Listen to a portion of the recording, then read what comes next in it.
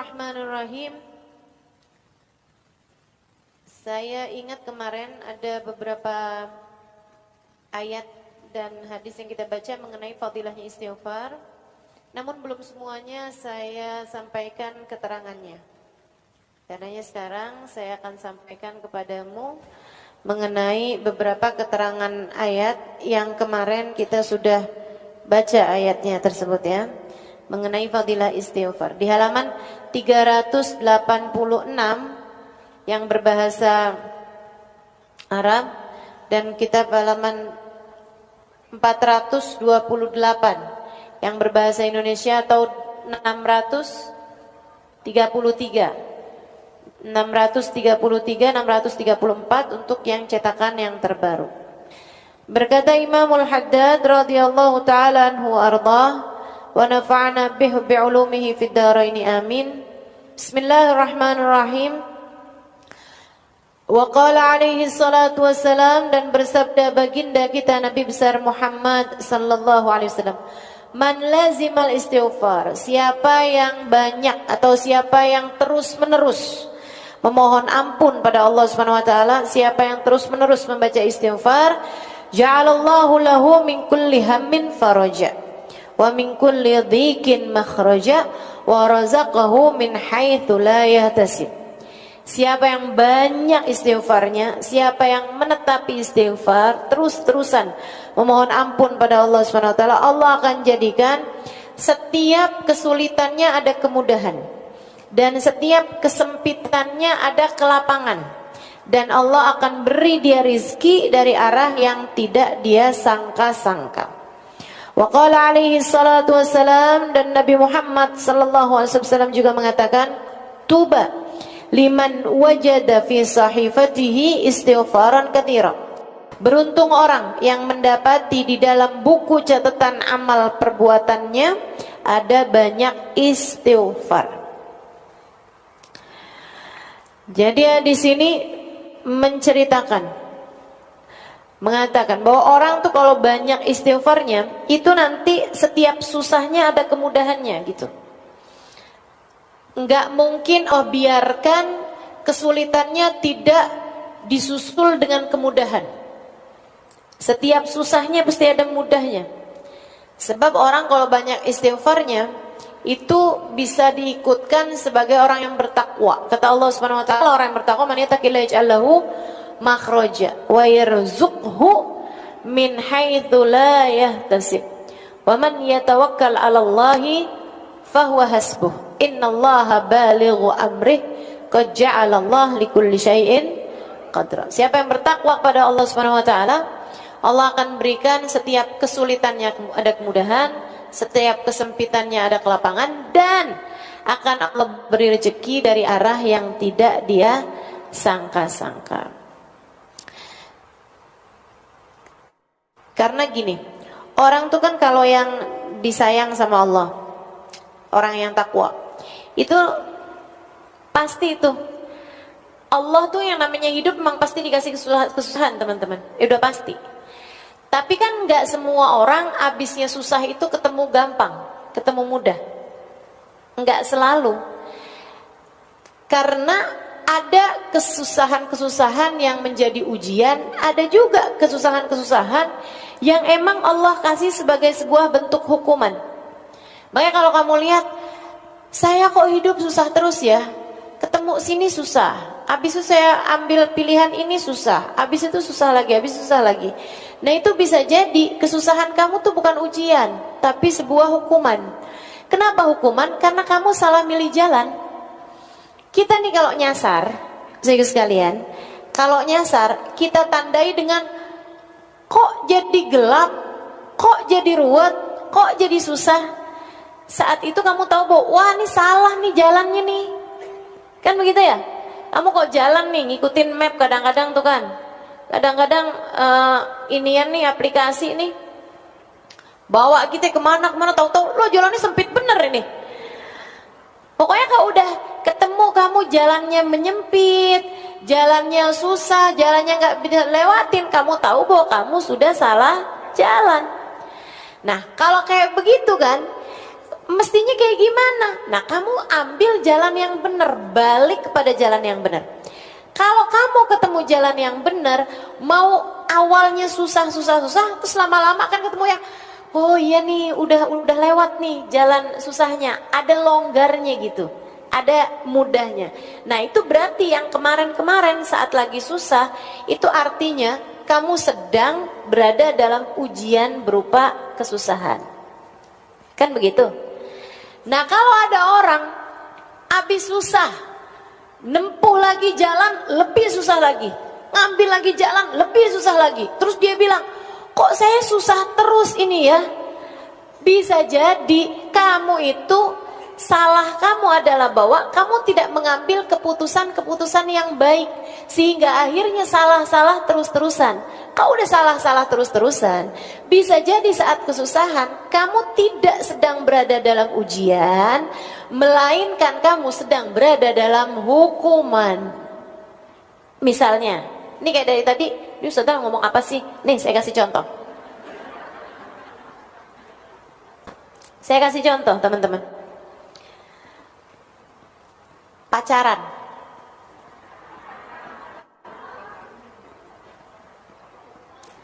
Salah apa benar?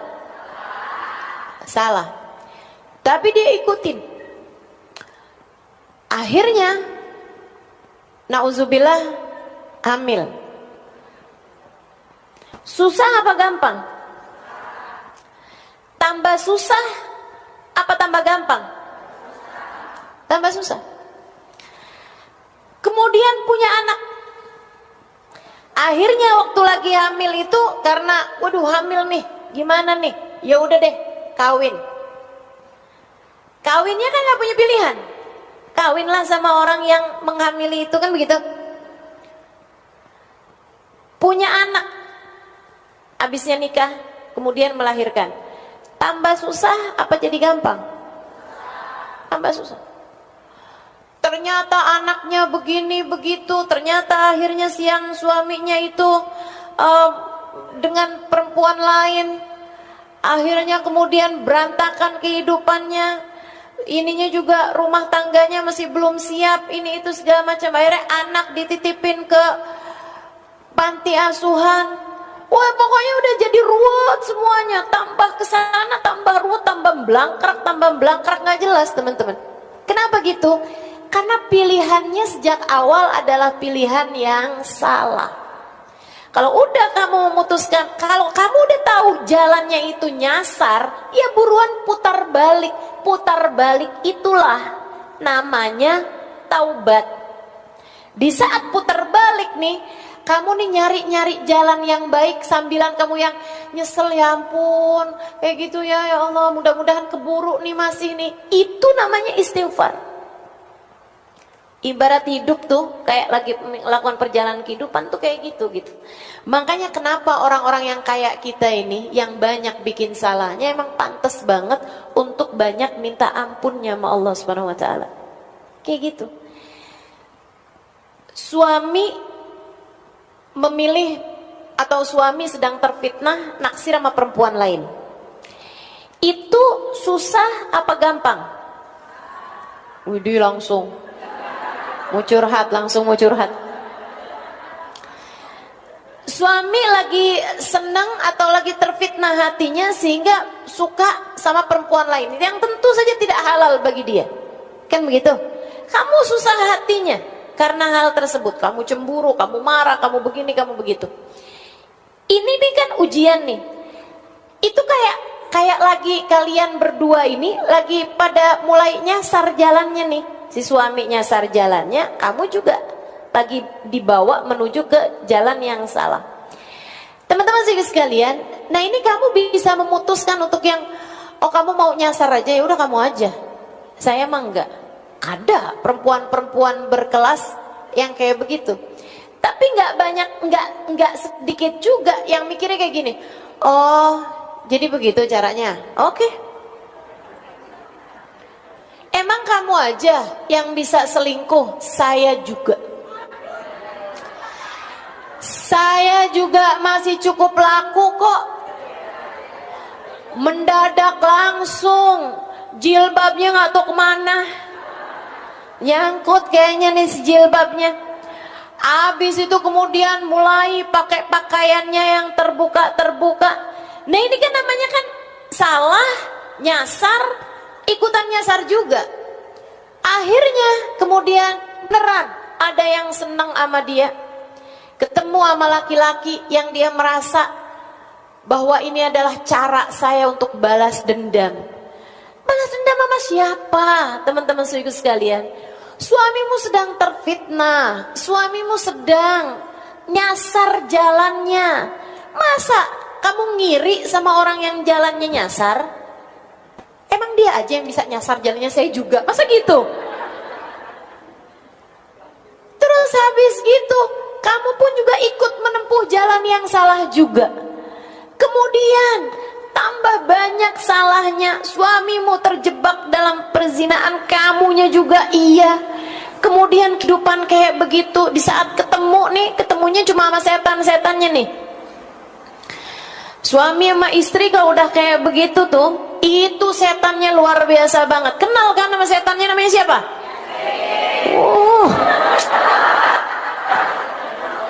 Luar biasa. Aduh. Berantakan hidup teman-teman saudaraku sekalian. Berantakan. Jangan kayak begitu. Jangan, ya. Tinggalkan, pilih keputusan baik dalam kehidupan. Ini udah tahun 2026 ini. Udah berganti waktu, udah terus aja jalan. Waktu-waktu ini begitu cepatnya berlalu, teman-teman sekalian. Kita nggak menuju kecuali semakin dekat mengkubur kita sendiri. Kalau kita mau biarkan diri kita memutuskan salah lagi, siapa yang menurut kamu akan memperbaiki kehidupan kamu? Kalau keputusan yang kamu ambil itu benar, nih, kalau keputusan yang kamu ambil itu benar, lagi susah-susah sekarang, nantinya itu akan ada kemudahan. Tapi kalau udah keputusan yang kamu ambil salah, saudaraku sekalian, kedepannya bakalan lebih ruwet lagi, lebih susah lagi, terus aja begitu, kamu bakalan susah terus hidupnya. Saya kesian sama kamu. Jangan mau hidup kamu susah. Kamu berhak bahagia, kamu berhak senang, dan enggak ada yang bisa nyenangin kamu, enggak ada yang bisa bikin diri kamu bahagia selain Allah. Maka enggak ada yang bisa bikin hidup kita bahagia selain Allah Subhanahu wa taala. Baru kayak begitu salah jawabnya. Nggak ada yang bisa bikin hidup kita bahagia selain Allah Subhanahu wa taala. Karena jangan ngandelin siapapun. Kamu hanya perlu dekat sama Allah. Nah sekarang gimana caranya mau dekat sama Allah nih? Kita udah terlanjur dosa kita udah banyak. Iya, istighfar, mohon ampun sama Allah, pendekatan lagi sama Allah, bersih lagi sama Allah. Kan gitu ya? Deketin lagi Allahnya. Kita seolah berkata, ya Allah, hamba-hamba yang pendosa nih, kayak kita ini, seringkali kayak mau deket sama Allah tuh kayak malu gitu, kayak malu. Tapi kalau enggak deket sama Allah, ya kita tambah kotor. Kita kayak seseorang yang datang ke danau yang sangat jernih banget, tapi kita habis jatuh ke lubang, kita habis jatuh ke lumpur, saudara sekalian. Terus kita bilang sama danau itu, ya ampun, betapa inginnya saya mandi dan membersihkan diri saya, tapi saya merasa malu, saya khawatir kotoran-kotoran saya akan dapat mengotorimu. Kamu cakep banget danaunya, indah banget, jernih banget. Saya sebenarnya kepengen mandi, bersih-bersihin diri, karena saya tahu kamu dapat melakukannya. Air yang bisa bersihin kita kan. Tapi kan kita dari kotornya tuh sampai ngerasa, ya ampun, ya apa nggak ngotorin danaunya nih cakep kayak begini, saya mandi airnya jadi kotor. Tapi danaunya bilang, kalau kamu nggak nyebur, kapan ceritanya kamu bisa bersih? Kemarilah, mandilah, bersihkan dirimu. Sesudah itu kamu pun akan menjadi bersih. Dan kamu nggak usah perlu malu, sebab keindahanku, kejernihanku tak akan dapat kamu mengotorinya. Allah kayak begitu. Allah kayak gitu. Malu datang ke Allah bawa dosa lagi, datang ke Allah bawa dosa lagi. Saya suka merasa kayak gitu, ya Allah, kapan nih ceritanya? Kapan ceritanya ada waktu di mana saya bisa datang kepada Allah tanpa mengadukan dosa-dosa saya gitu? Kapan ada ceritanya saya datang kepada Allah tanpa ada dosa yang saya khawatirkan, karena saya udah bersih dari dosa. Tapi ternyata saya dulunya tuh mikir kayaknya ntar kalau udah tuaan bisa bisa untuk mengatakan abu'u laka bi ni'matika alayya wa abu'u bi dzambi faghfirli fa innahu la yaghfiru dzunuba illa anta, hanya sekedar tawadhu, bukan sejatinya. Ya Allah, kau datang kepadaku dengan bergunung-gunung kenikmatan, sementara aku datang padamu dengan bergunung-gunung dosa.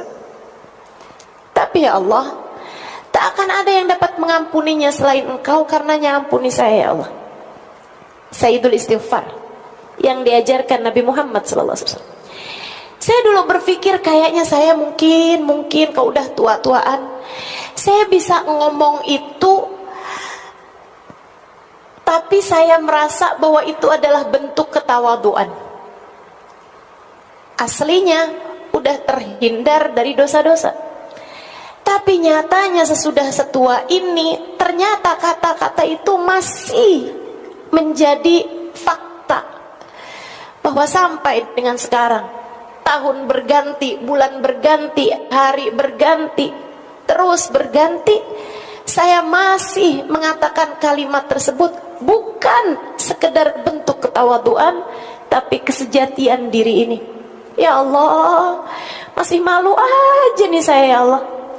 Ternyata masih bener aja nih ucapan, Engkau datang dengan bertubi-tubi kenikmatan, sementara aku masih terus-terusan datang dengan bergunung-gunung dosa. Tapi tidak ada yang dapat mengampuninya selain Engkau. Karenanya ampuni saya ya Allah. Karenanya ampuni saya ya Allah. Banyakin minta maaf. Seenggaknya orang kalau sering minta maafnya kan mungkin buat dapat ampunannya. Dan kalau udah dapat ampunan, ini enaknya umat Islam ya. Ini enaknya jadi hambanya Allah. Allah itu teman-teman, Allah itu, kamu punya 100 dosa, datang kepada Allah bertaubat, datang kepada Allah minta ampun, Allah lupakan 100 dosamu hanya karena satu kali datangmu padanya. Kalau orang kebalikannya, kita berbuat baik sama orang 100 kali, begitu kita berbuat salah, orang hanya akan ingat kesalahan kita. Kan begitu? Begitu. Sama orang tuh, orang nggak usah orang, kita juga kayak gitu. Kita ngelihat orang nih baik banget, satu hari kita dengerin aibnya dia, satu hari kita tahu kekurangan dia, satu hari kita tahu kesalahan dia, satu hari kita tahu dosa dia. Itu 100 kebaikan dia kayak hilang aja gitu, kehapus sama satu dosa yang dia perbuat tersebut. Bukan begitu? Ibu-ibu kok lihat suaminya kan kayak gitu,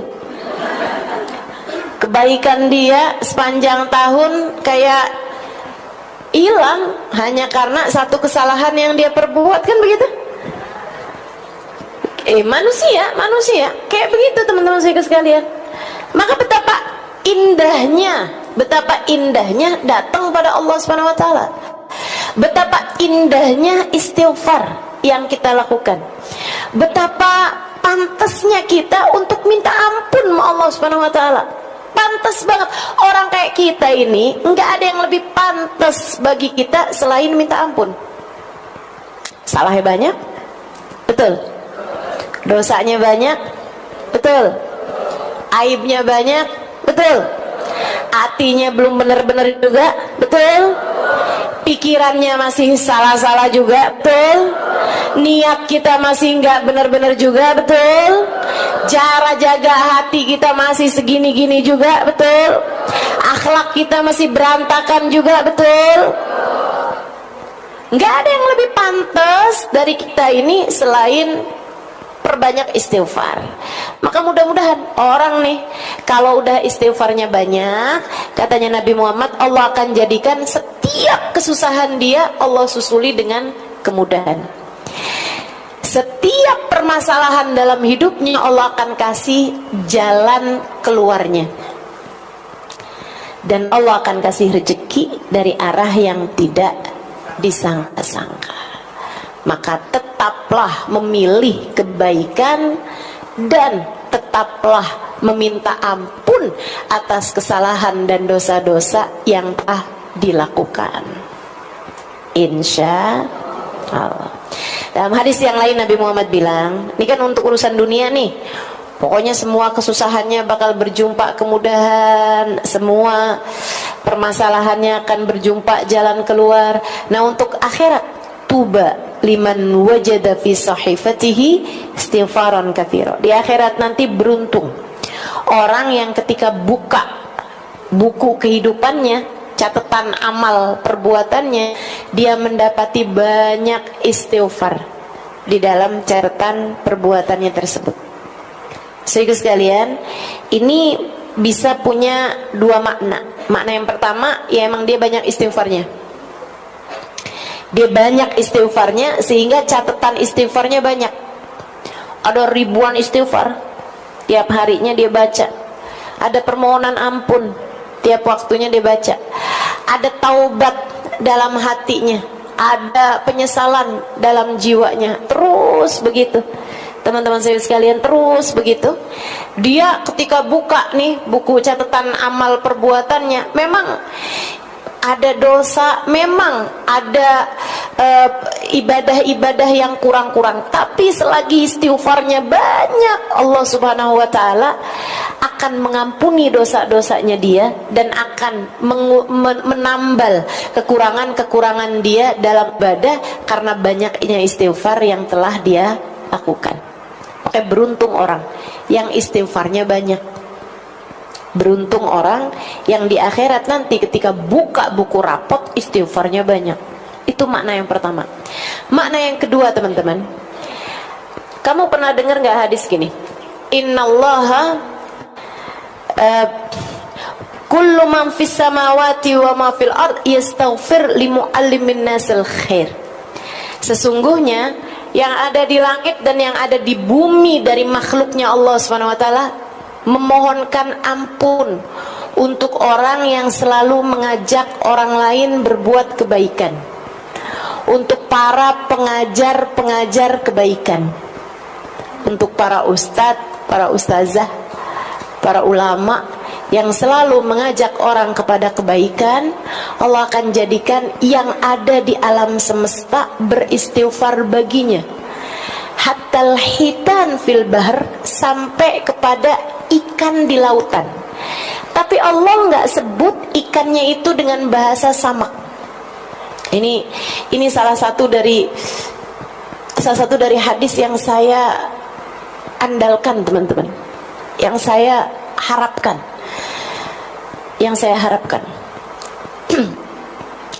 sesungguhnya Allah akan menjadikan sesungguhnya Allah menjadikan apa yang ada di langit dan di bumi dari makhluknya Allah beristighfar, memohonkan ampun untuk orang-orang yang selalu mengajak kepada kebaikan.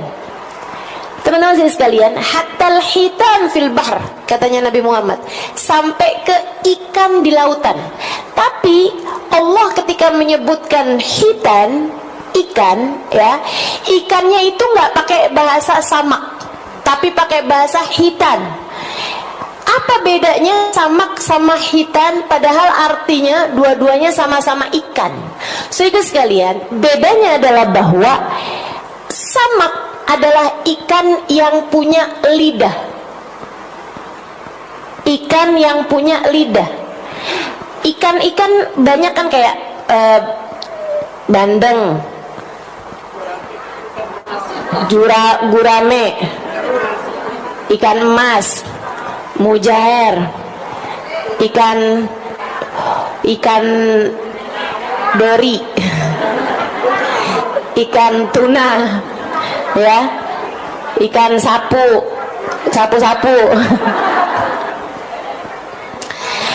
Itu ikan-ikan yang punya lidah. Pernah ketemu nggak lidahnya ikan? Pernah. Pernah nggak kamu lihat lidahnya teri? Pernah lihat nggak lidahnya teri? Nggak pernah kan? Itu teri bahasanya nggak samak tapi hitan. Kamu pernah nggak lihat lidahnya cumi-cumi? Nggak tahu tuh lidahnya yang mana gitu kan?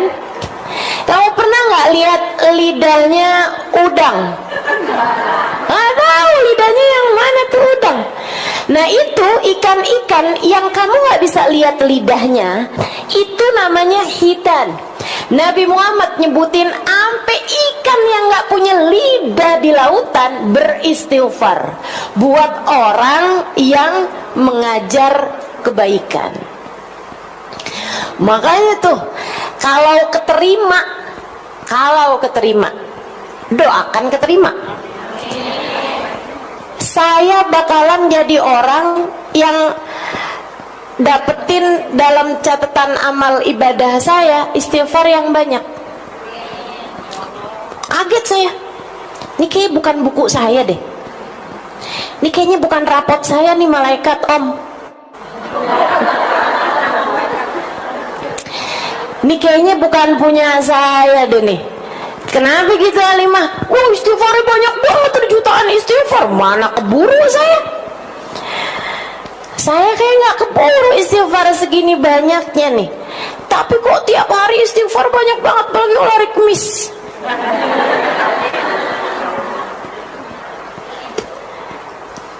Kalau keterima.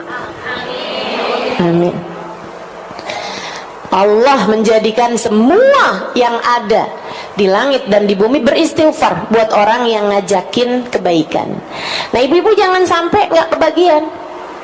Belajar buat ngajakin orang kepada kebaikan. Ustazah, saya nggak punya mic. Nggak harus pakai mic dong. Anak kamu ajakin kebaikan, suami kamu ajakin kebaikan, kakak adik kamu ajakin kebaikan, tetangga-tetangga, teman-teman, orang di sekeliling ajakin kepada kebaikan. La an ahdaita rajulan ilal Islam ahabbu ilayya min humrin na'am. Kamu menjadi sebab hidayahnya seseorang. Satu aja. Lebih aku sukai, kata Nabi Muhammad, daripada kamu menghadiahi aku rampasan perang berupa kuda-kuda perang berwarna kemerahan. Saudara sekalian, paling mahal tuh kuda perang berwarna kemerahan. Emang ada Ustazah kuda warnanya merah? Enggak, hitam. Warnanya hitam, tapi kuda-kuda perang yang mahal itu hitamnya hitam pekat, sampai kalau lagi kena cahaya matahari kelihatan tembaga warnanya, kayak marun-marun gitu warna kudanya. Itu namanya humrin na'am, teman-teman sekalian. Kuda perang berwarna merah, harganya miliaran kalau di uang sekarang, uang kita di Indonesia ini ya, harganya tuh miliaran. Lebih mahal daripada Mercy, mahal tuh, lebih mahal daripada Al-Fatihah. Lebih mahal kuda-kuda perang yang warnanya merah. Nabi Muhammad SAW mengatakan, la an ahdaita rajulan ilal Islam ahabbu ilayya min humrin na'am. Kata Nabi, daripada kamu ngasih hadiah kuda perang berwarna merah, artinya daripada kamu melakukan sesuatu kayak bersedekah, ibarat katanya menghadiahkan sedekahnya itu buat Nabi Muhammad seharga miliaran rupiah gitu ya, misalnya gitu, kamu lebih nyenengin aku, kata Nabi Muhammad, jadi sebab hidayahnya seseorang. Jadi sebab hidayah seseorang tuh nggak harus memasukkan orang ke dalam agama Islam, enggak. Saudara kamu asalnya nggak sholat jadi sholat, kakak kamu asalnya durhaka sama suami jadi istri solehah dengan ajakan kamu. Orang di sekeliling kamu yang asalnya buka-buka aurat kemudian menjadi menutup auratnya, kamu jadi sebab hidayahnya seseorang, itu yang akan menjadi Nabi Muhammad ridho, seneng, cinta sama kamu. Begitu teman-teman. Dan itu kalau kamu memang meniatkan bahwa semua yang kamu lakukan ngajakin orang pada kebaikan, itu bisa termasuk di antara kelompok orang, dan kamu melaksanakan niat tersebut ya, bisa masuk dalam kelompok orang yang Allah akan menjadikan yang di langit dan di bumi beristighfar untukmu. Seukuran dengan mengajarnya, sama seukuran dengan keikhlasan dia dalam mengajar, teman-teman sekalian, seukuran dengan keikhlasan dia di dalam memberikan pelajaran-pelajaran kebaikan. Mudah-mudahan Allah jadikan kita sungguh-sungguh mendapati dalam catatan amal ibadah kita ada banyak istighfar. Amin. Wa hasbuka fi fadlil istighfar wa manafi'ihi wa fawaidihi qauluhu ta'ala wa ma kana Allahu mu'adzibahum wa hum yastaghfirun. Dan Allah Subhanahu wa taala tidak akan mengazab satu kaum selagi mereka beristighfar. Ayatnya itu diawali dengan wa ma kana Allahu liya'adzibahum wa anta fihim wa ma kana Allahu mu'adzibahum wa hum yastaghfirun. Kata Allah Subhanahu wa taala, wa ma kana Allahu mu'adzibahum wa anta fihim. Kami tidak akan mengadab satu kaum, Allah tidak akan menurunkan azab kepada satu kaum selagi engkau wahai Nabi Muhammad berada di antara mereka. Kami tidak akan mengadab suatu kaum selagi mereka selalu beristighfar. Waktu Nabi Muhammad meninggal dunia, ada banyak para sahabat menangisi ayat ini. Ada banyak para sahabat menangisi ayat ini.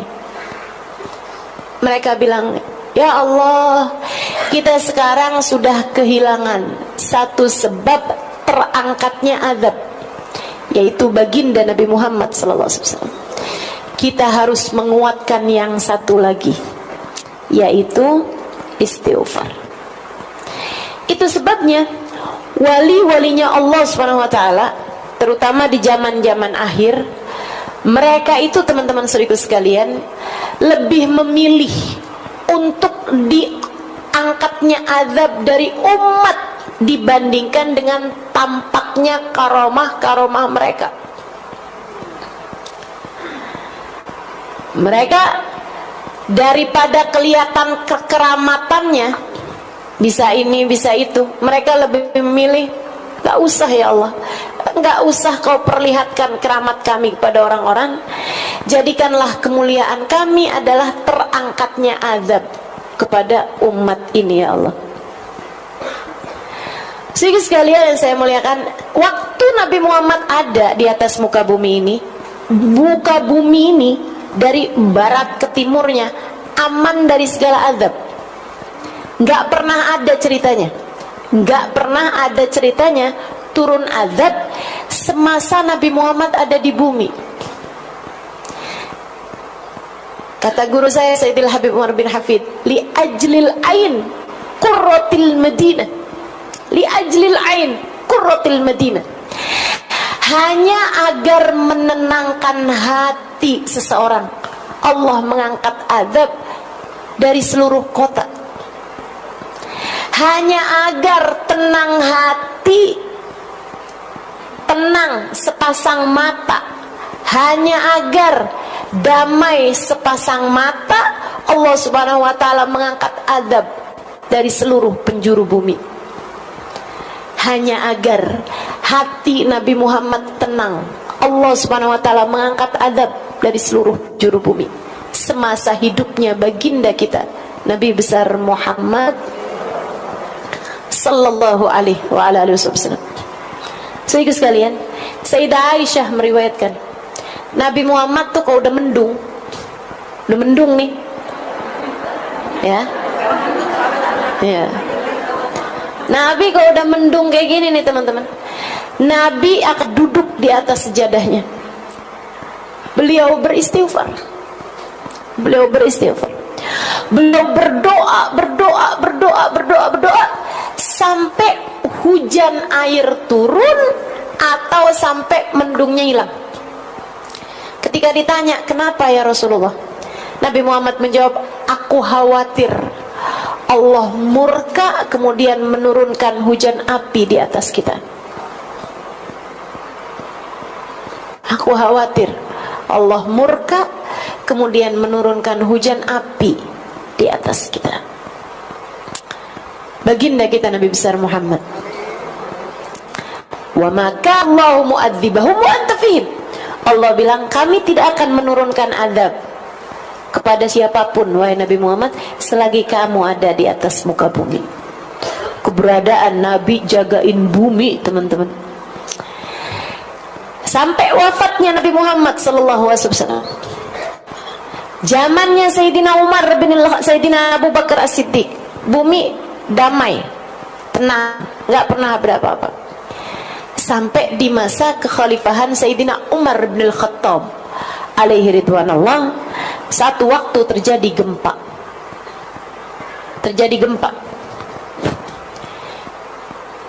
Di kota Madinah.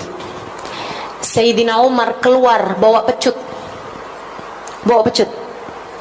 Kemudian dia hentakkan, dia pukulkan pecut tersebut,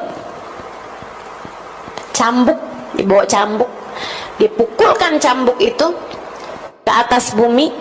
Kemudian beliau bilang, ala a'dil fawqaka ya ardallah, ala a'dil fawqaka ya ardallah, bukankah aku telah adil di atasmu ini wahai buminya Allah? Bukankah saya telah adil di atasmu ini wahai bumi Allah? Langsung tenang, gempanya berhenti dan tidak pernah terjadi gempa lagi semasa hidupnya Sayyidina Umar bin Al-Khattab alaihi ridwanallah. Hamba-hamba tercinta di sisi Allah Subhanahu wa taala mengangkat bala dari umat. Saudara sekalian, termasuk juga kamu kalau dicinta sama Allah, kamu bisa mengangkat bala sekurangnya dari diri kamu, atau bahkan sekurangnya dari orang-orang di sekeliling kamu. Makanya kalau ada orang-orang di sekeliling kamu masih belum benar, masih kena bala, masih ada hal-hal yang yang maksudnya masih ada kayak bencana apa segala macam di dalam kehidupan kamu, itu cara Allah juga memperingatkan bahwa kamu belum segitunya tercinta di sisinya. Sehingga sekalian, saya pernah ceritakan sama kamu orang perempuan, saya nggak tahu teman-teman masih ingat apa nggak ingat. Enaknya cerita sama ibu-ibu kan kayak gitu. Dulu nggak tahu, habis itu diceritain terus lupa. Jadi kapan aja boleh cerita. Dulu ada seorang perempuan, ada seorang laki-laki, ya. Dia tuh penasaran siapa sih jodoh dia gitu. Kok kayaknya udah sampai umur udah hampir 50-an tahun nggak nikah-nikah. Ada aja halangannya sampai nggak nikah-nikah. Kok soleh, laki-laki soleh, bahkan ya kayak waliullah lah gitu ya. Seorang ulama, beliau datang mengajar kemana-mana, tapi nggak ada jodohnya gitu. Kayak ada aja halangannya, nggak ketemu jodohnya. akhirnya satu hari dia doa kayak gini nih, ya Allah, kalau emang saya ini enggak takdir nikah di dunia, ya Allah, saya mau kau kasih tahu saya jodoh saya di surga. Gitu. Aneh doanya ya. Para jomblo nggak usah doa kayak gitu. Nggak usah. Kayak segitu putus asa kamu gitu. Jangan.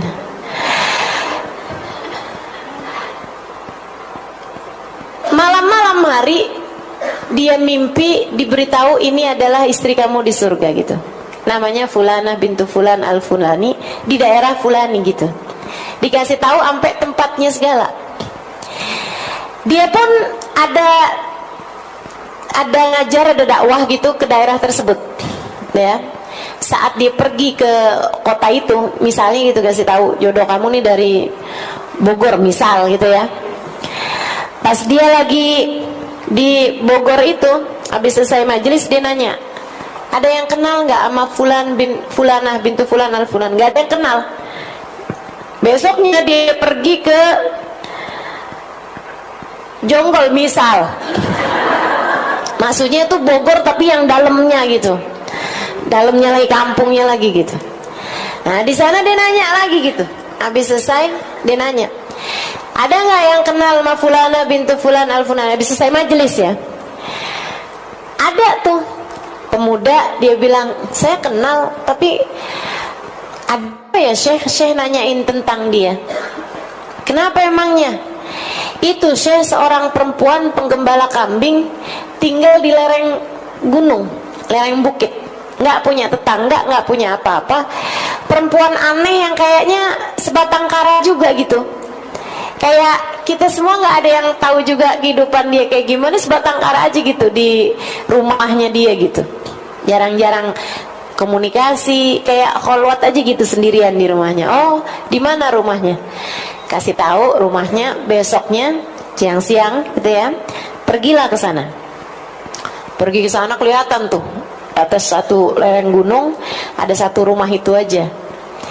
Mau masuk ke dalam rumah dia heran sama sebuah pemandangan. Apa itu? Ada serigala sama kambing lagi elus-elusan, lagi sayang-sayangan. Pikiran kamu jangan kotor. Sayang-sayangan kayak ibu sama anaknya gitu. Kayak ibu sama anaknya gitu kan. Kan suka lihat tuh anak kambing, kucing lagi dielus-elus sama emaknya kan itu tuh. Nah ya, kayak gitu loh. Tapi ini serigala sama kambing, aneh banget kan dia ngeliat pemandangan itu. Akhirnya dia ketok pintu.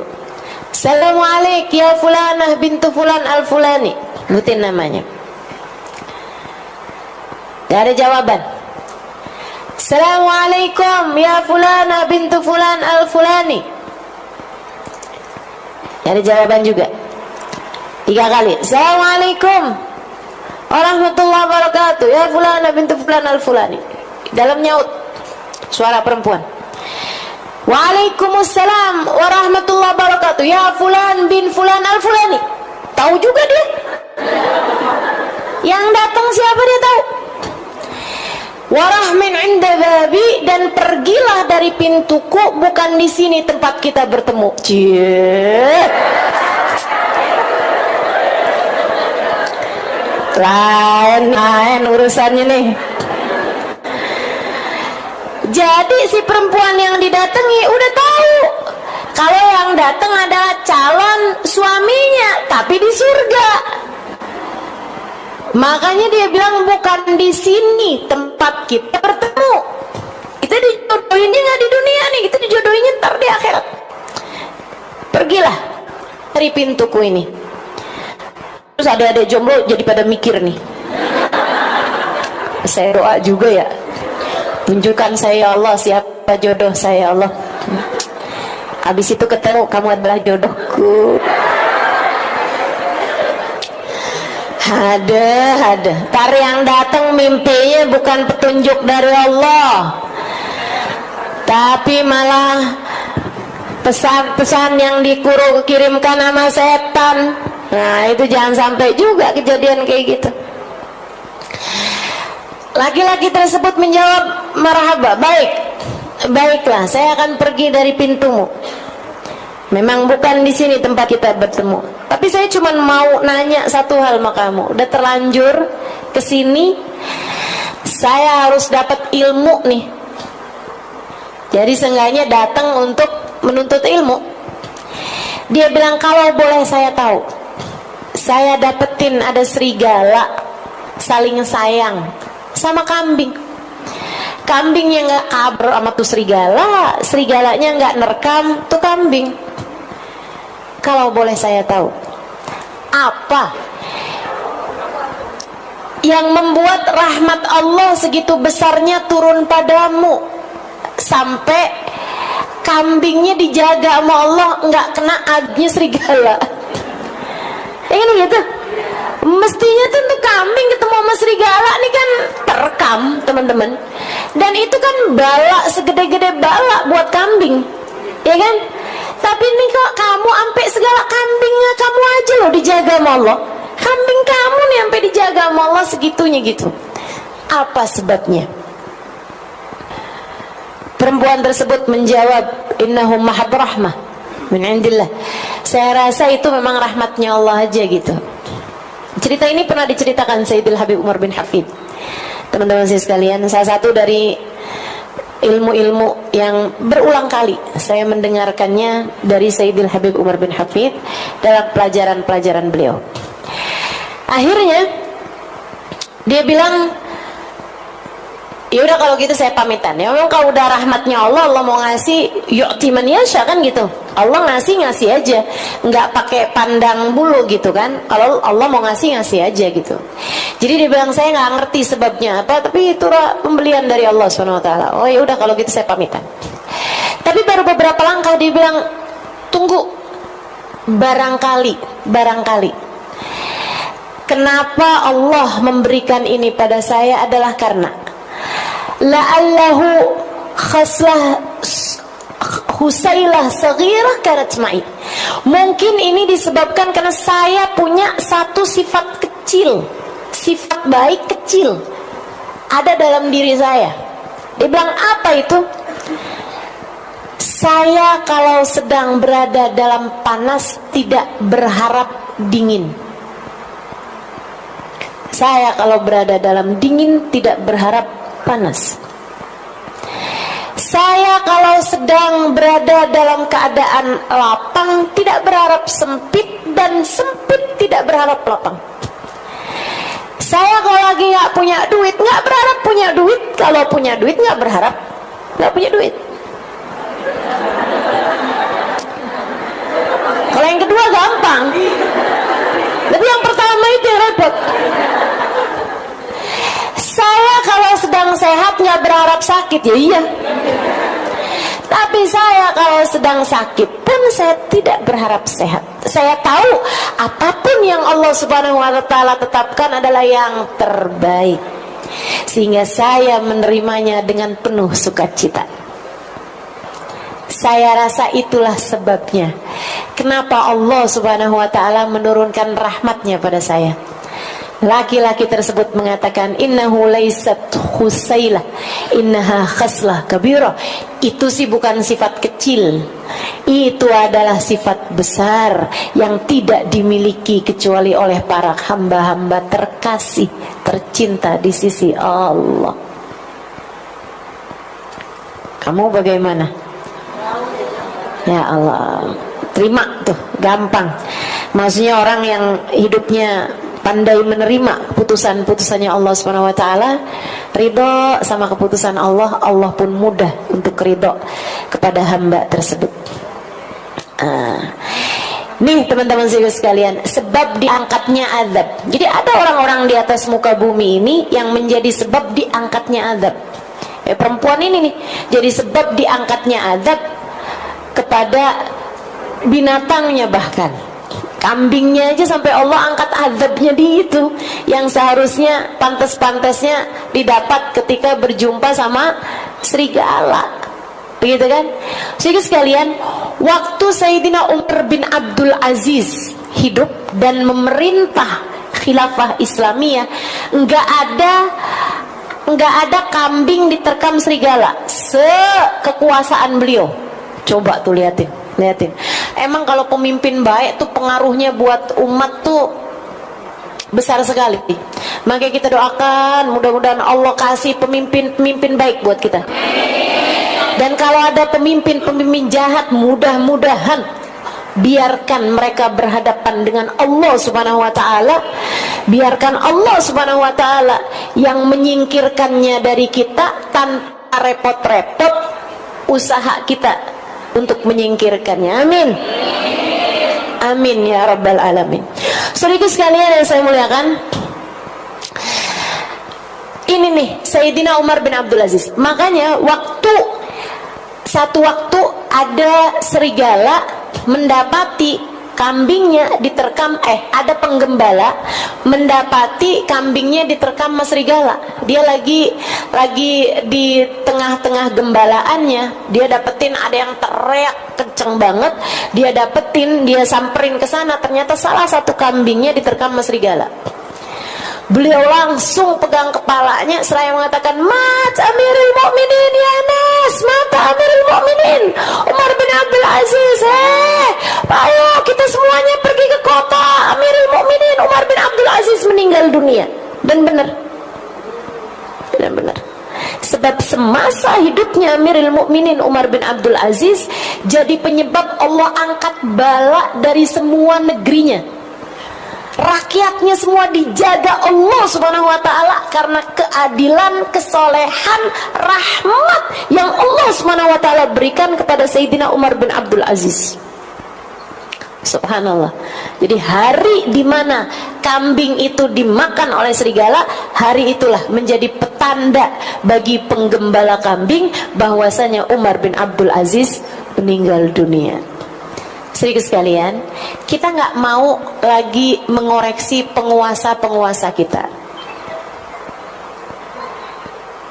Katanya Nabi Muhammad, sebagaimana rakyatnya seperti itulah pemimpinnya. Ya, emang kitanya juga kayaknya belum benar-benar amat juga ya, ya kan? Nah, korupsi di mana-mana, taan di mana-mana, kezaliman di mana-mana. Ya wajar aja lah kalau masih punya pemimpin kayak begitu. Meskipun kita akan terus berusaha untuk berdoa, tapi sekurangnya biar keberadaanmu mengangkat bala dari orang di rumahmu sekurangnya. Suami kamu biar dijauhkan dari bala karenamu. Jangan malah kamu jadi sebab balanya dia. Sejak kawin sama kamu saya sial mulu, astagfirullah. Astagfirullah. Semoga kamu jadi sebab terangkatnya bala dari kedua orang tuamu. Semoga kamu jadi sebab terangkatnya bala dari anak-anakmu. Semoga kamu jadi sebab terangkatnya bala dari semua yang ada di dalam rumahmu. Amin ya rabbal alamin. Nah itu sebab Nabi Muhammad, keberadaan beliau di satu tempat menjadi sebab terangkatnya bala, bahkan dari seluruh penjuru bumi. Gak ada yang diadab tuh waktu Nabi Muhammad ada di atas muka bumi. Begitu Nabi Muhammad meninggal dunia, para sahabat banyak yang nangisi ayat ini nih. Ya ampun, sebab terangkatnya bala dari kita udah yang satu, yaitu keberadaan Nabi Muhammad diangkat di atas muka bumi. Kita hanya tinggal bisa mengangkat bala dari sebab yang satu lagi. Apa itu? Istighfar. Wa ma kana Allahu mu'adzibahum wa hum yastaghfirun. Dan Allah tidak akan menurunkan azab kepada satu kaum selagi mereka mustaghfirun, yastaghfirun, selagi mereka selalu beristighfar. Ini Allah nggak bilang hum mustaghfirun. Dan mereka adalah orang-orang yang beristighfar. Karena orang-orang yang beristighfar akan tetap disebut beristighfar selagi mereka memperbanyak istighfar walaupun sedang tidak beristighfar. Atau Allah juga nggak bilang wahum istighfaru, dan mereka telah memperbanyak istighfar. Enggak. Tapi Allah bilang wahum yastaghfirun. Nah, ini fi'il mudhari'. Ini agak repot ya saya neranginnya. Tapi nggak apa-apa, tetap harus saya terangin biar siapa tahu di sini ada yang belajar nahwu, belajar sorof, belajar fadilatul ma'ani, gitu ya. Fadilahnya makna-makna itu fi'il mudhari' teman-teman punya faidah lil istimrar. Punya faidah lil istimrar, punya arti senantiasa. Makanya Allah ketika menceritakan bahwa Allah bersolawat kepada Nabi Muhammad nggak pakai fi'il madhi. Allah nggak bilang Allah, sungguhnya Allah dan segenap malaikatnya telah bersolawat, nggak gitu, nggak gitu. Tapi pakainya innallaha wa malaikatahu yusalluna 'alan nabi. Yusallun pakai fi'il mudhari', punya faidah sedang, senantiasa dan selalu. Ya, punya faedahnya salah satunya adalah dengan senantiasa, punya arti senantiasa. Artinya Allah tidak akan menurunkan adab kepada satu kaum selagi mereka selalu senantiasa beristighfar. Istighfar yang banyak. Biar Allah angkat adab. Angkat adab dari dirimu. Karena dosa-dosa ini pantas bikin kita diadab sama Allah. Mudah-mudahan Allah angkat adab dari kita ini, teman-teman. Biar Allah angkat azab dari rumah tanggamu. Biar jadi rumah tangga yang terjaga. Nah, itu mesti banyak istighfarnya, mesti banyak istighfarnya. Apalagi kita nih di bulan ini ya, bulan Rajab emang bulannya istighfar, teman-teman. Ini alhamdulillah walaupun tanpa rencana, tapi memang Allah SWT jadikan kita bahas urusan istighfar pada bulannya istighfar. Itu kayak Allah lagi mau bilang gitu, kurang apa nih? Kurang apa? Kalau enggak istighfarnya kamu perbanyak juga, mau nungguin apa lagi? Diajarin buat memperbanyak istighfar pada bulannya istighfar. Mudah-mudahan Allah anugerahkan pada kita kemampuan untuk mengamalkannya, hidayah dan taufik untuk dapat mengamalkannya, insyaallah. Amin ya rabbal. Wa qala ta'ala mukhbiran an nabihi Nuh alaihi salam. Dan juga fadilahnya istighfar banyak banget nih. Ucapannya Nabi Nuh alaihi salam dalam surat Nuh. Dari ayat 10 sampai dengan ayat 12 di sini ya. Faqultu astaghfiru rabbakum innahu kana ghaffara yursilis samaa'a 'alaikum midrara yumdidkum bi amwali wa banina wa yaj'al lakum jannatin wa yaj'al lakum anhara. Dan aku berkata kepada umatku, istaghfiru rabbakum, beristighfarlah kalian wahai umatku kepada Allah. Mohon ampunlah kalian semuanya kepada Allah. Innahu kana ghaffara, sesungguhnya Allah adalah zat yang maha memberikan ampunan. Kamu harus beristighfar kepada Allah. Kenapa? Biar kamu diampunin. Itu sebab utamanya. Kamu punya banyak dosa, kamu perlu banyak ampunan, makanya beristighfarlah pada Allah Subhanahu wa taala. Mohon ampun sama Allah Subhanahu wa taala. Innahu kana ghaffar, Allah Maha Pengampun. Teman-teman saudara sekali, Habib Umar pernah dalam salah satu majelisnya membahas hal ini nih. Saya gak lama mikirin ini dan jadi sebab ketakutan sekaligus harapan. Salah satu dari hal-hal ini, teman-teman, ucapan-ucapannya ulama, ucapan-ucapannya orang-orang soleh itu jadi kayak obat buat kita. Ada seorang sahabat saya bilang, dia bilang subhanallah, memang ucapan orang soleh, ucapan ulama itu jadi kayak obat buat kita. Kita nih kadang-kadang kayak ibu-ibu nih, kayak nerima ilmu, asal jangan pakai penolakan ya. Asal kayak hati kamu tuh jangan ada keraguan-raguan terhadap apa yang saya ajarkan, gitu kan? Jangan sampai ada di hati kamu, sudah Halimah nih ngomong, saya ngomongnya doang. Emang ustadzanya sekarang udah kayak gimana sih?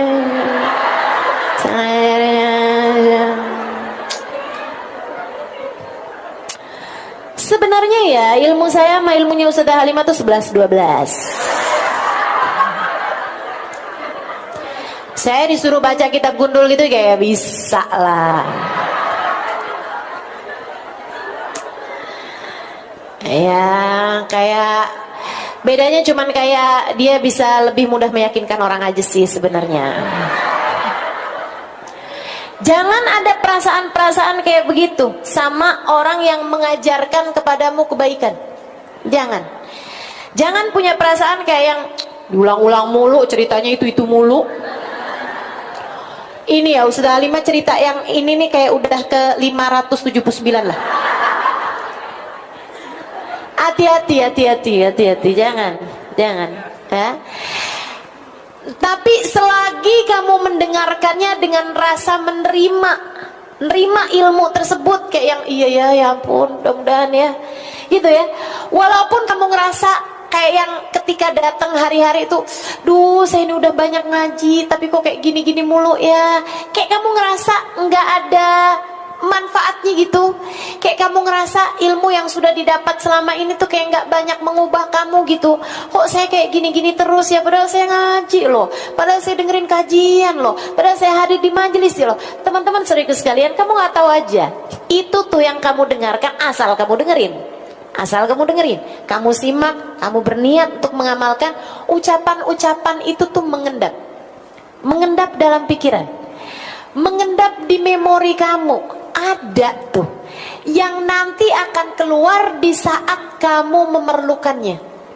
Kayak pas lagi ngadepin suami kamu kesel banget, kamu kayak kepengen ngomong macem-macem, pengen marah, kepengen ini, kepengen itu, langsung keluar tuh ucapan saya tuh.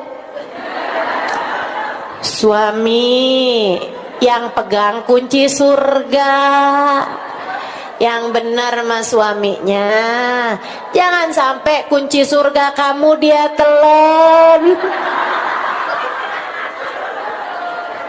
Betul, pasti itu. Di saat kamu lagi kepengen beli apa-apaan tapi duit kamu nggak ada gitu kan, di saat kayak ambisi banget gitu, pasti terngiang tuh ucapan saya. Sesedikit apapun uangmu cukup untuk membiayai hidupmu. Sebanyak apapun uangmu gak bakal cukup membiayai. Kalau kepengen hidupnya tenang, damai, jangan banyak. Iya kan? Yakin tuh saya, pas kamu lagi scroll Shopee, tanggal ganjil kayak hari ini. Ya Allah. Obat, teman-teman saudara sekalian. Ucapan-ucapan ulama obat. Maksudnya ucapan-ucapan yang tentu, saya mungkin bukan ulama amat ya. Ubaru.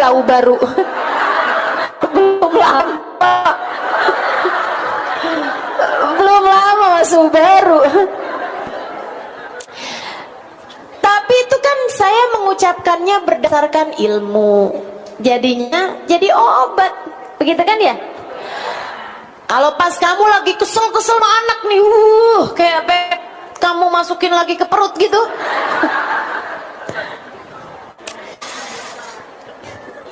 Rasanya kayak udah marah banget, kesel banget gitu. Tiba-tiba terlintas tuh ucapan, anakmu bukan milikmu, anakmu miliknya Allah.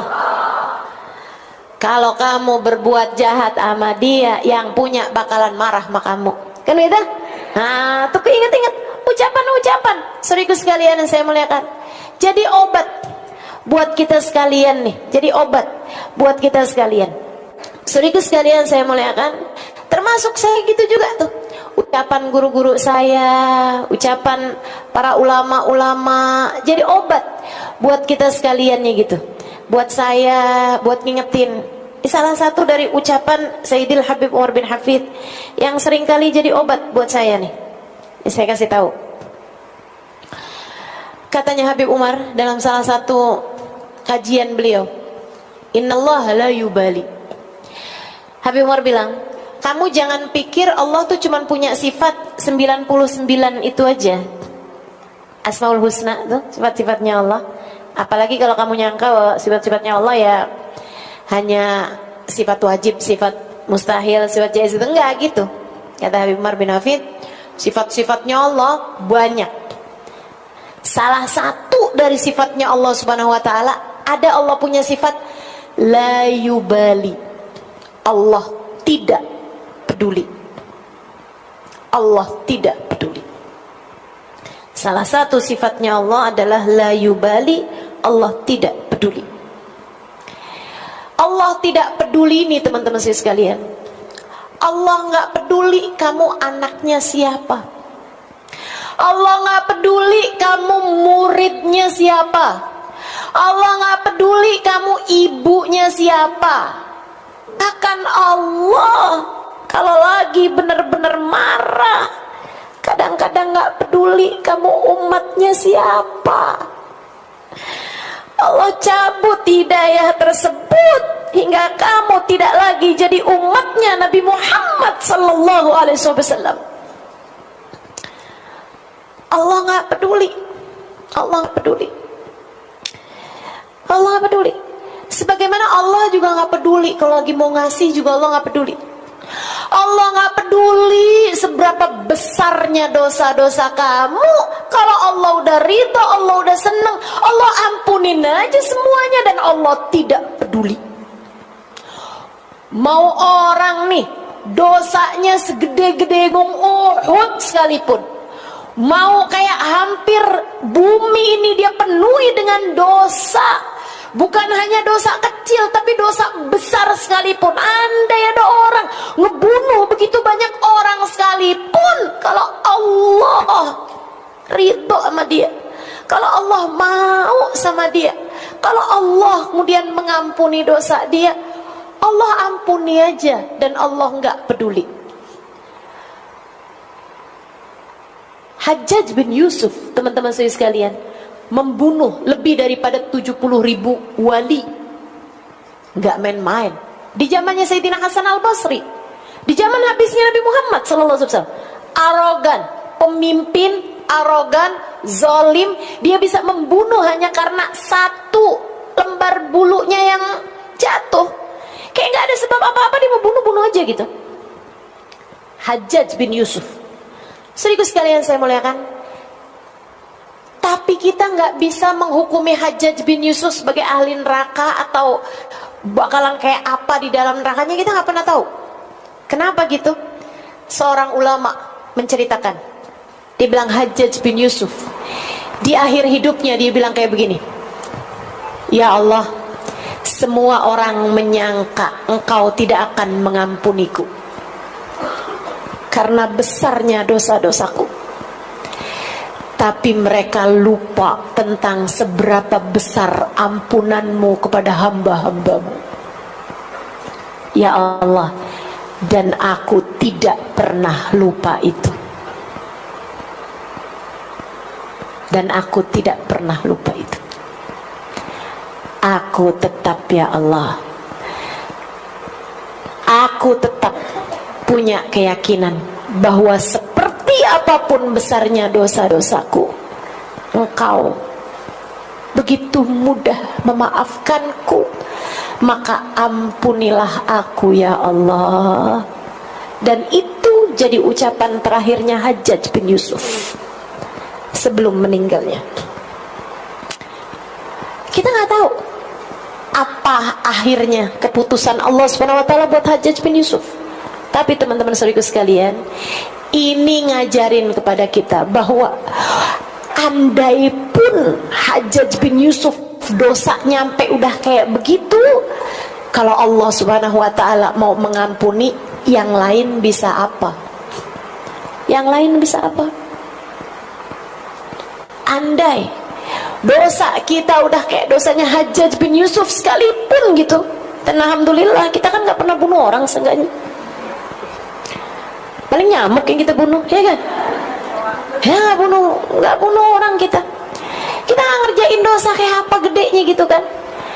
Teman teman-teman sekalian, asalkan kamu sungguh-sungguh minta kepada Allah SWT ampunan, mungkin banget dosa kamu itu diampuni sama Allah SWT, mungkin banget.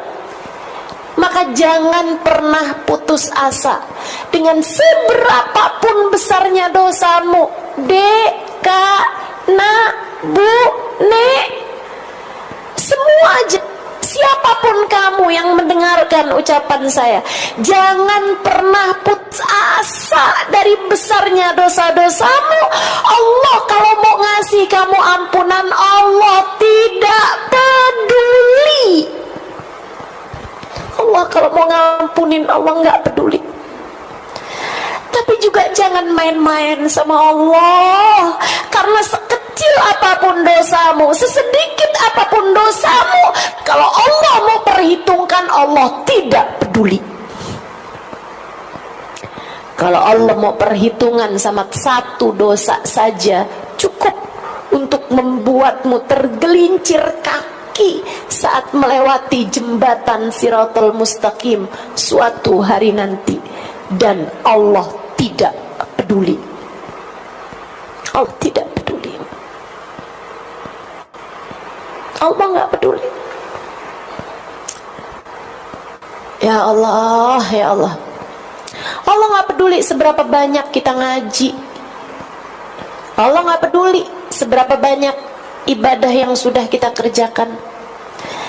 Kalau Allah murka aja. Tapi Allah juga nggak peduli seberapa besar dosa-dosa kita. Kalau Allah mau kesian sama kita, Allah mau rahmati kita, Allah mau sayangi kita, Allah juga nggak peduli. Mudah-mudahan ucapan Sayyidil Habib Umar ini sebagaimana bisa jadi obat buat saya kalau lagi datang ujub. Ya Allah, Allah nggak peduli loh. Seberapa besar kamu udah ngajar, seberapa banyak kamu udah pergi kemana-mana, kalau Allah nggak peduli, Allah nggak peduli aja. Jadi obat mudah-mudahan penyakit kita. Jadi obat juga kalau kita lagi kayak putus asa, orang kayak saya gitu, ngarepin begini, ngarepin begitu. Orang kayak kita dosanya banyak, tapi kita ngarepin ntar di akhirat ketemu sama Nabi Muhammad, kira ada nggak pantas gitu. Tapi kan Allah nggak peduli. Tapi Allah nggak peduli. Mudah-mudahan Allah tidak peduli kepada dosa-dosa kita, aib-aib kita, buruknya akhlak kita. Semoga Allah tetap berkenan untuk memberi kepada kita. Amin ya rabbal alamin. Astaghfiru rabbakum innahu kana ghaffara. Beristighfarlah kalian kepada Allah Tuhan kalian, sesungguhnya Allah Subhanahu wa taala Maha mengampuni dosa. Yursilis sama alaikum midrara. Allah bisa banget nurunin hujan dengan sangat deras di saat musim kemarau tiba. Kalau kalian lagi musim kemarau, kemudian lama nggak turun-turun hujan, ya Allah gimana nih Allah, gimana nih Allah? Astaghfirullah, minta ampun sama Allah Subhanahu wa taala biar Allah turunkan hujan. Nah, kayak kita juga, kita berharap bukan hujan air, hujan air udah banyak ya. Kita minta sama Allah Subhanahu wa taala hujan berkah, hujan rahmat, hujan ampunan, hujan hidayah, hujan hadiah-hadiah dari Allah Subhanahu wa taala. Semoga diturunkan kepada kita insyaallah sepanjang tahun ini insyaallah, penuh dengan fujaatil khair, penuh dengan hadiah-hadiah yang menyenangkan, penuh dengan kejutan-kejutan indah dari Allah Subhanahu wa taala buat kita sekalian insyaallah. Amin ya rabbal alamin. Yumditkum bi amwal. Allah karuniakan anak-anak, Allah karuniakan harta kepada kalian, Allah karuniakan anak-anak kepada kalian yang saleh-salehah. Wa ja'alakum jannat. Allah berikan kepada kalian jannatin, kebun-kebun, semuanya pada tumbuh buah-buahannya, tumbuh bunga-bungaannya yang indah. Waj'alakum anhara. Allah alirkan sungai-sungai yang indah untuk kalian semuanya. Artinya kedamaian, keindahan bisa dengan mudah Allah Subhanahu wa taala berikan kepada kita selagi kita senantiasa memohon ampunan kepadanya. Insya Allah. Terus tuh, sering-sering minta ampun sama Allah Subhanahu wa taala. Sering-sering minta ampun sama Allah Subhanahu wa taala. Habis salat kita bilang astagfirullah, astagfirullah, astagfirullah. Dikit-dikit astagfirullah, ya Allah ampuni, ya Allah ampuni, ya Allah ampuni. Bangun tidur istighfar, mau tidur istighfar, dalam berbagai macam keadaan. Emang paling bagus banget tuh 3 hal itu. Katanya ini juga nih ucapan yang obat ini ya, Sayyidil Habib Zain bin Smith. Kata Habib Zain, orang zaman sekarang nih selamatnya dengan 3 hal. Orang zaman sekarang selamatnya dengan 3 hal. Apa tuh Bib? Sedekah fi sirri wal i'lan. Banyakin sedekah, baik sedekah yang rahasia ataupun sedekah yang terang-terangan ya. Banyakin sedekah. Itu sedekah ngangkatin bala, bisa jadi sebab keselamatan kita. Kemudian yang kedua, kathratul istighfar. Banyakin istighfar. Banyakin istighfar. Kasratus sadaqah fi sirri wal i'lan. Kasratus sadaqah fi sirri wal i'lan. Kemudian lagi yang keduanya tadi kathratul istighfar, banyakin istighfar. Dan yang ketiganya kathratus salah ala Nabiil Mukhtar, perbanyak membaca salawat pada baginda Nabi besar Muhammad sallallahu alaihi wasallam. 3 hal tersebut kalau kamu perhatikan jalan hidup kamu nih, 3 hal ini insyaallah banyak kemungkinan selamatnya hidup kita di atas muka bumi ini. Mudah-mudahan bisa diamalkan, amin ya rabbal alamin. Wassallallahu ala sayyidina Muhammadin wa ala wasallam. Alhamdulillahirabbil alamin. Bulan Sya'ban. Nah, ini ya, kita di bulan Rajab kita banyak istighfar. Pokoknya terus aja tuh kerjain tuh yang habis subuh sama habis maghrib. Kemudian lagi yang hari-hari kita juga perbanyak minta ampun sama Allah. Di majelis-majelis belakangan ini juga saya sering membahasnya masalah perbanyak istighfar dan taubat pada Allah Subhanahu wa taala. Minta ampun sama Allah SWT. Lagi kumpul-kumpul banyak orang, banyakin minta ampun sama Allah. Kamu juga habis selesai sholat malam, minta ampun sama Allah buat kamu, buat orang-orang di rumah kamu, buat keluarga kamu, buat sahabat-sahabat, buat semua umat Islam. Doain biar semuanya pada diangkat semua sama Allah SWT, diampuni dosa-dosanya insyaallah, amin ya rabbal alamin. Dan karena nanti masuk bulan Sya'ban, teman-teman saya sekalian, bulan Sya'ban itu katanya Sayyidil Habib Zain bin Smith, Habib Zain mengibaratkannya sama pengantin ya. Kata Habib Zain, ini kayak ibarat pengantin tuh bulan Rajab, bulan bersih-bersih, bulan mandi, bulan cakep-cakepin diri deh, bulan bersih-bersihin kotoran-kotoran, daki-daki ini semua nih, keringet-keringet ya. Nah, kalau kita mau jadi pengantin tuh kan ada namanya di spa, di sauna, di tangas, di lulur, di ratus, di apaan aja tuh kan, buat katanya biar keringetnya, daki-dakinya pada keluar, begitu kan ya, buat bersih-bersihin badan, dimandiin, pakai bunga berapa macam rupa, kayak sabun berapa macam inian gitu kan, diwangi-wangiin, dibersih-bersihin kan begitu. Nah, kalau masuk bulan Sya'ban, syahrut tahalli. Jadi bulan Rajab syahrut takhalli, bulan bersih-bersih, bulan ngosong-ngosongin dari dosa-dosa, bulan nyapu-nyapu, bulan nyapu-nyapu, ngangkatin sampah-sampah. Itu pada bulan Rajab. Teman-teman saya sekalian, sebulan, mudah-mudahan jadi bulan yang cukup untuk Allah Subhanahu wa taala melihat kesungguh-sungguhan kita dalam mohon ampun pada Allah Subhanahu wa taala. Kemudian masuk bulan Sya'ban, syahrut tahalli, bulan berhias. Bulan Rajab bulan berhias, bulan Sya'ban bulan berhias. Ibarat pengantin, kamu udah mulai tuh pilih-pilih bajunya yang mau dipakai, gitu kan? Mulai hias-hias, mau nyari muak, kan gitu ya? Nyari sendalnya, nyari sepatunya, nyari ininya, nyari hiasan-hiasan rumahnya. Kita berhias-hias nih, mulai nih ngecat temboknya rumah kita, mulai ngecat bagus-bagusin kamar, mulai berhias-hias. Kita di bulan Sya'ban. Nanti bulan suci Ramadan, bulan mulai naik ke pelaminan.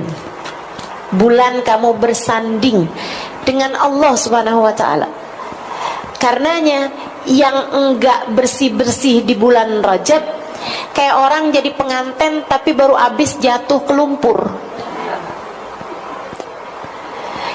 Jangankan pasanganmu, ama satpam aja kamu udah diusir dari gedungnya. Siapa nih? Lumpur semua di badannya, terus mau naik ke pelaminan, ya nggak bisa, teman-teman sekalian, nggak keterima. Makanya kalau kamu ngerasain kenapa ya ini bulan Ramadan loh ini, tapi kok saya malah ngerjain dosa, tapi kok saya susah mau ibadahnya, kayak berat banget nih saya ngerjain ibadah di bulan suci Ramadan. Itu teman-teman, karena kamu nggak cukup persiapannya. Rejebnya nggak benar. Makanya guru saya Kiai Haji Maimun Zubair, beliau bilang, liatin orang kalau bagus rejebnya bakalan bagus Ramadannya. Orang kalau bagus Ramadannya bakalan bagus 11 bulan sesudahnya. Makanya kamu kalau kepengen benerin nih sepanjang tahun nih bakalan bener mulai nih dari bulan Rejeb ini nih. Kamu benerin diri di bulan Rejab, ntar bener bulan Ramadannya. Kalau bulan Ramadannya bener, Ramadan ila Ramadan kafarah lima bainahuma. Bulan Ramadan ke bulan Ramadan berikutnya ngapusin dosa di antara tengah-tengahnya. Ngejagain 11 bulan sesudahnya dengan bagusnya Ramadan kita. Teman-teman sekalian, yuk kita belajaran nih, insyaallah mudah-mudahan. Bulan Rajab istighfar, taubat, minta ampun sama Allah Subhanahu wa taala, bersih-bersih dari segala dosa, ninggalin dosa, minta maaf sama orang-orang yang pernah kita zalimi nih di bulan Rajab. Nanti masuk bulan Sya'ban, bulan kita berhias. Maksudnya gimana Ustazah? Bu, Kak, Dek, Nak, berhias. Pakai apa? Sebenarnya bukan pakai apa, tapi pakai siapa? Hiasan semesta, bahjatud dunia wazinatuha, keindahan semesta dan hiasan terindah di semesta bernama Sayyiduna Muhammad. Sayyiduna Muhammad. Kamu pengen berhias, menghiasi diri kamu biar cantik, biar patut, biar pantas, biar enak dilihat sama Allah Subhanahu wa taala. Kamu mesti miripin diri kamu sama Nabi Muhammad sallallahu alaihi wasallam. Kamu mesti deketin diri kamu sama Nabi Muhammad sallallahu alaihi wasallam. Bulan Sya'ban, bulan kamu mendekat kepada baginda Nabi besar Muhammad sallallahu alaihi wasallam. Deketin Nabi. Gimana caranya deketin Nabi? Praktekkan Nabi dalam dirimu. Maksudnya gimana Ustazah? Akhlaknya coba pakai dalam akhlakmu. Akhlaknya Nabi memaafkan, belajar buat mudah maafin orang. Akhlaknya Nabi gak marah walaupun ada orang berbuat kayak gimana sama beliau. Belajar buat gak gampang marah, belajar buat gak gampang tersinggung. Pakai akhlak Nabi dalam diri kamu.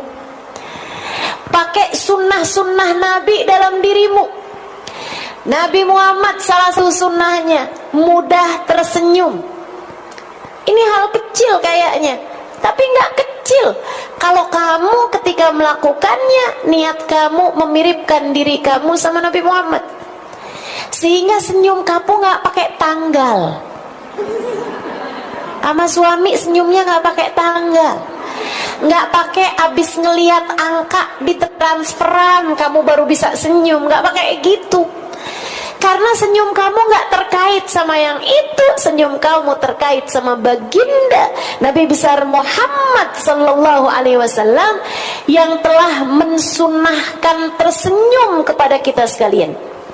Kata para sahabat, faqad ra'ayna ma ra'ayna ahadan. Saya udah perhatiin semua orang, saya nggak pernah lihat ada orang senyumnya lebih banyak dan lebih indah daripada baginda Nabi besar Muhammad sallallahu alaihi wasallam. Enggak ketemu orang senyumnya lebih manis daripada Nabi Muhammad. Enggak ketemu orang senyumnya lebih sering, lebih banyak daripada baginda Nabi Muhammad sallallahu alaihi wasallam. Teman-teman saya sekalian, kita mungkin enggak bisa nyontoh manisnya senyumnya Nabi. Emang mukanya emang udah manis kan Nabi? Kita ini kan emang udah segini-gininya gitu kan. Tapi sekurangnya kita bisa nyontoh seringnya senyumnya Nabi, banyaknya senyumnya Nabi Muhammad. Belajar buat sering senyum. Bulan Sya'ban, ya sebelum itu juga kita udah latihan duluan ya kan begitu ya. Nah nih kita menyambut bulan Sya'ban dengan belajar sedikit demi sedikit sunnah Nabi kita praktekkan. Senyum sama anak-anak kita, senyum sama suami kita, senyum sama saudara-saudari kita. Saudara sekalian, Nabi Muhammad bilang apabila dua orang bertemu salaman, turun 70 rahmat kepada dua orang tersebut. Ketemu ucap salam, salaman gitu ya. Syaratnya laki-laki sama laki-laki, perempuan sama perempuan gitu kan. Jangan kamu salah-salahkan inian saya ini ya, kajian saya. Itu teman-teman saudara sekalian, kata Nabi Muhammad turun 70 rahmat untuk keduanya. Sahabat nanya, baginya gimana tuh Rasul? Separoh-separoh? Kata Nabi enggak, 69 buat yang paling banyak senyum di antara keduanya. Jadi kamu kalau udah salaman sama orang, kamu udah senyum, dia nggak balas senyum, jangan sedih, kamu malah bersyukur. Alhamdulillah 69 rahmat, saya borong semuanya. Saya borong semuanya. Senyum. Ibtisamak ala wajhi akikal mu'min. Sedekah. Senyummu di wajah seorang mukmin bernilai sedekah, kata baginda kita Nabi besar Muhammad sallallahu alaihi wasallam.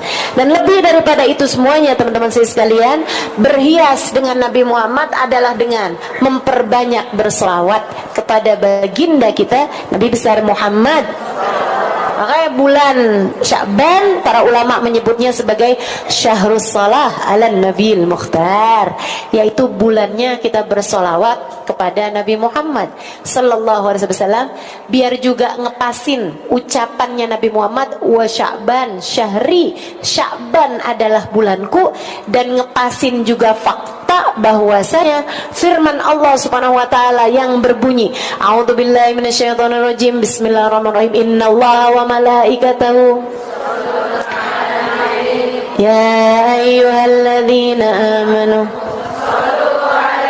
wa sallimu taslima. Firman tersebut turun pada bulan Sya'ban. Maka bulan Sya'ban, bulannya kita mendekat kepada Nabi Muhammad, dengan kita melaksanakan sunnah-sunnahnya Nabi, dengan kita belajar mempraktekkan akhlaknya Nabi dalam kehidupan, dan juga dengan kita memperbanyak bersolawat kepada Nabi besar Muhammad sallallahu alaihi wasallam. Lebih lagi kita mengajak orang kepada kebaikan, sebab kan caranya bikin Nabi Muhammad senang adalah dengan kita mengajak orang kepada kebaikan. La an ahdaita rajulan ilal Islam ahabbu ilayya min humrin na'am.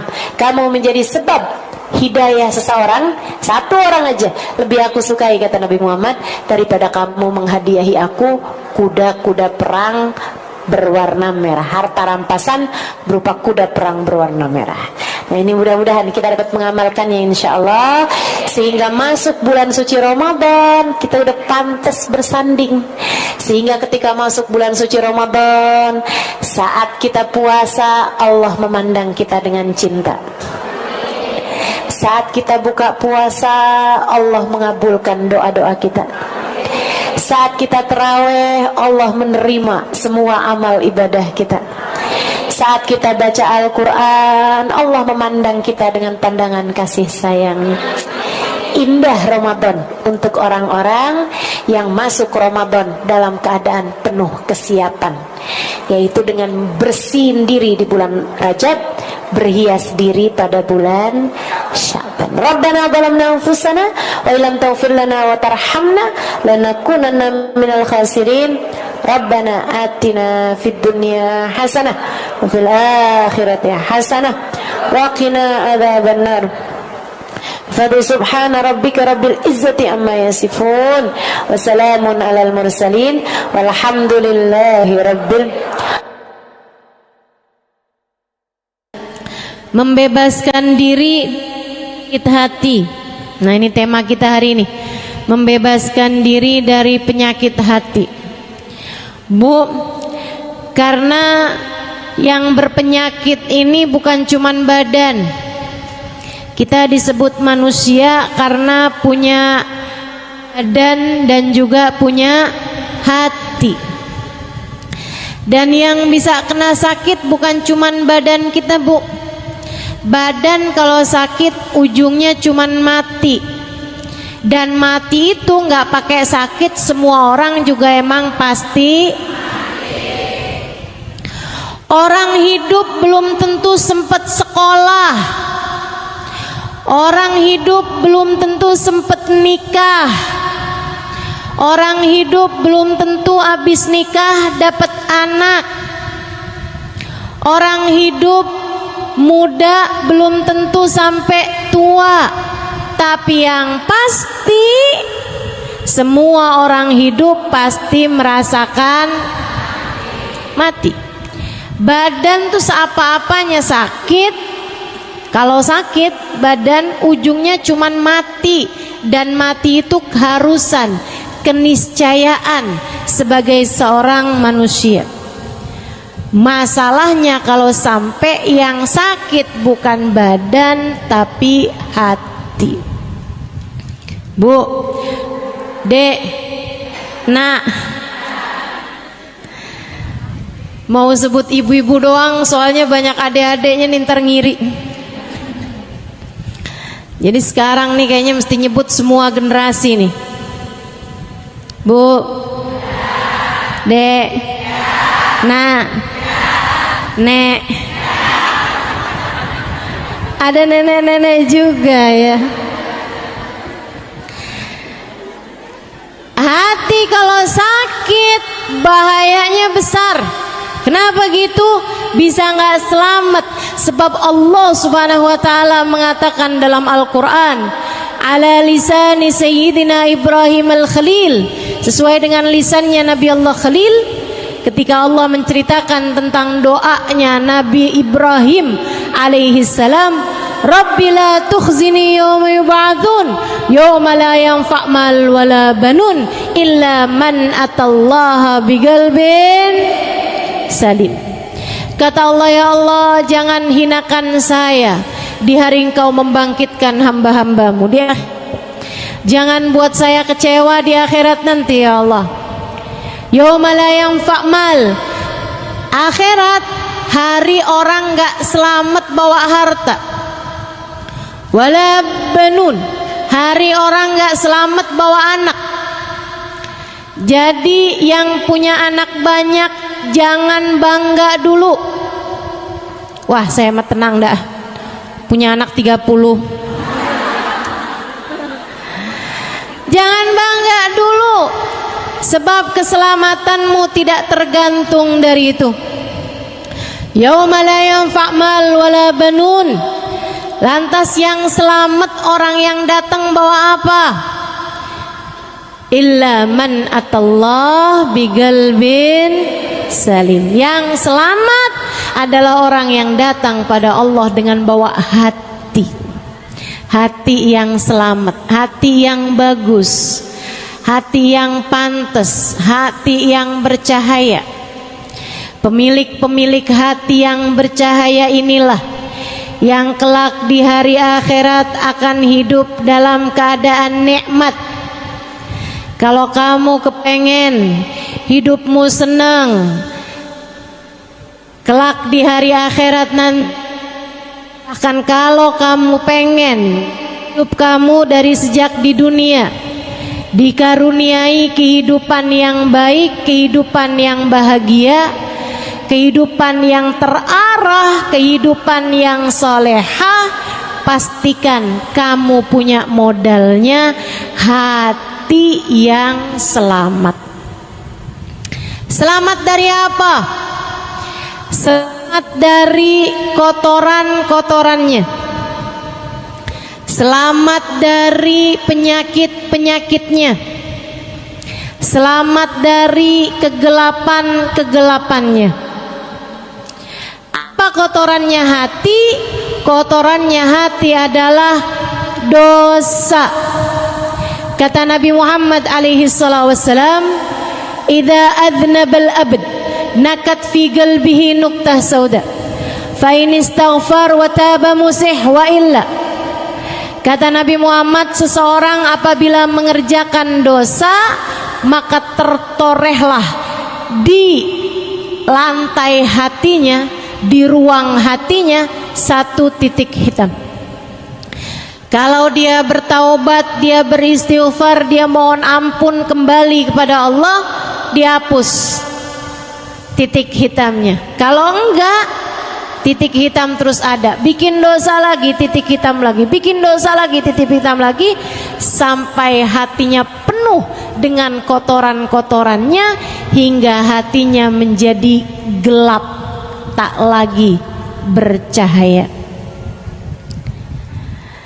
Nanti kalau hati udah banyak kotoran-kotorannya, hatinya jadi berpenyakit. Penyakitnya hati apa aja? Banyak. Imamul Haddad dalam kitabnya menyebutkan